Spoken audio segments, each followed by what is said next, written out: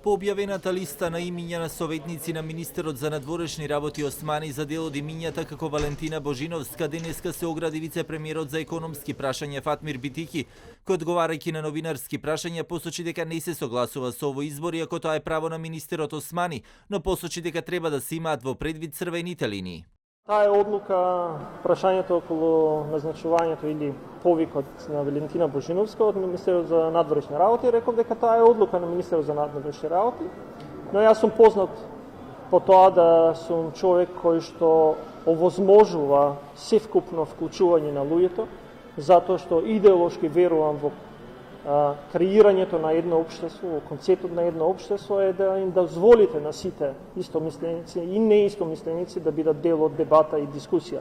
Но при тоа имам категоричен став, дека во такви дебати не може да се вклучат луѓе кои што повикувале или биле дел од некои идеологии кои што повикувале на да кажеме, елиминација на некого кој што не е истомисленик во одредено време.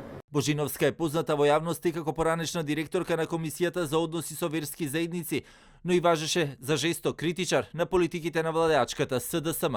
Ме прашуваат што се случува, Валентина. Велам, ова вечер е вечер на ножевите.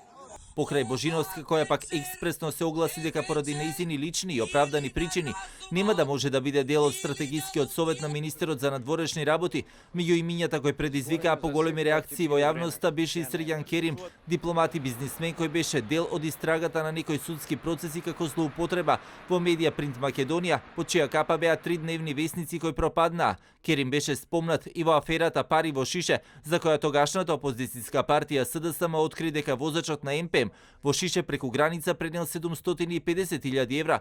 По ова замина во Хрватска. Министерот Османи пак тврди дека е неопходна разноликоста и дека се работи за сериозни кадри кои можат да дадат придонес. Меѓу имињата кои се дел од ова тело, а беа наведени се и Маријан Ѓуровски, Нано Ружин, Денко Малевски, Ивана Туфекџич, Лазар Еленовски, Живко Мукаетов, Виктор Габер. Телевизија 24 стапи во контакт со дел од нив и не биле запознаени со оваа одлука, па не сакаа да ја коментираат. Новите советници заедно со Османи вчера разменуваа мислења за развивање на 10-годишната стратегија за надворешна политика на Македонија.